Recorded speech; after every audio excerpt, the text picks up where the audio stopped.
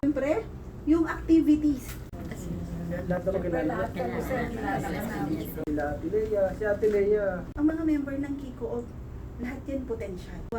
At hindi maaalagaan. Kaya ngayon pa lang, nasa sa inyo po ang intro. So, napansin nyo, bakit yung mga kasentro ko hindi naman rekomendado? Saan? So, ito po yung first, pagpapakilala ng mga partners natin. Familiar kayo sa ganung word. Sa baka, di ba nung high school may mga batch-batch? Sabi ko kanina na magkakaroon kayo ng one-on-one product. Tapos sila po nag-photoshoot po yan sina. Bigay ko na po ngayon sa inyo si Ma'am Data. Bigyan na kayo rito. Ayan, so sila Nanay Enrica kasama na. So next po,